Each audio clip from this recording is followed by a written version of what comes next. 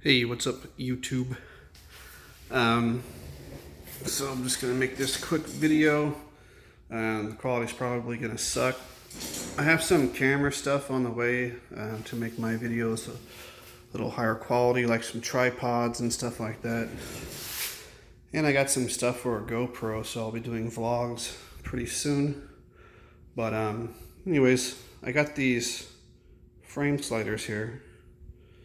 And I'm going to put it on the bike, so in case I drop the bike or something like that, and these pegs break off, I want to be able to protect the motor. So these are going to go here on the bike. Man, it's going to be really difficult to film this because I'm going to need both hands to do it. So I guess what I'm going to have to do is just kind of cut out right here, install them, and then just kind of come back and show you what they look like installed and give you a few thoughts on it. And I guess that'll be it. Do me a favor and subscribe. I got a bunch more install videos coming. Like I said, I got a bunch of camera stuff coming, so the future videos are going to be of much higher quality. I got a 29 tooth sprocket coming from Prickly Parts, which I'm going to try out. This is a 48 tooth. And they're specially made for these 12-inch wheels, so I'm going to kind of see how that feels. I also have a kickstand coming. I cut this one like an idiot. I cut it too short, so now it's useless.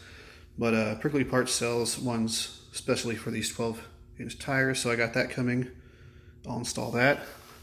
I have a Chai battery coming, the 72 volt, 51 amp hour, I think it's called 72 max battery coming, so that's going to take some tinkering to get that installed, so I'll have a video for that. And I'll be doing vlogs around where I live in Clear Lake in Houston. It's kind of like the Bay Area, so some nice spots to go check out, and hopefully I'll get involved in some of the Houston rides. So yeah, I'll see you back in just a minute when I'm done installing these. Like I said, please hit that subscribe button.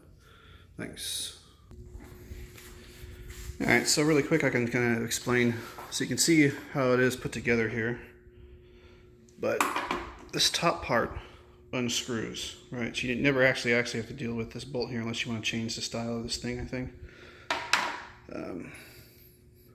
So once you unscrew that top piece, the bolt's inside, and you actually screw this to your frame, and then you screw this top piece back on.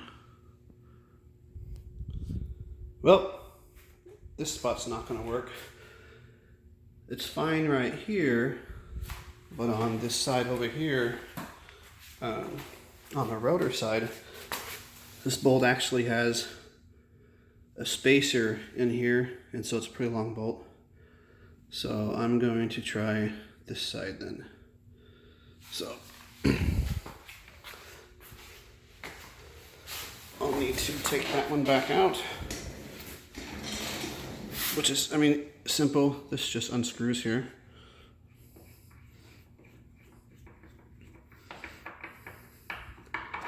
And then you have access to the bolt.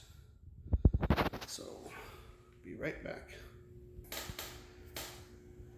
Alright, and that's it. So they go on pretty good. In this bottom bolt here, there's some clips with threads that hold the skid plate on. So you just have to make sure that they're lined up correctly when you put the bolt on. So, I mean, not really sure how I feel about the way they look, but they're not really like, you know, for style. They're more for protection, but yeah. That's going to be it for this.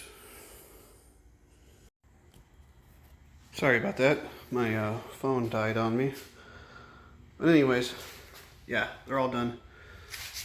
I set on it and they don't get in the way at all of you know, your feet on the pegs or anything like that, so it's fine.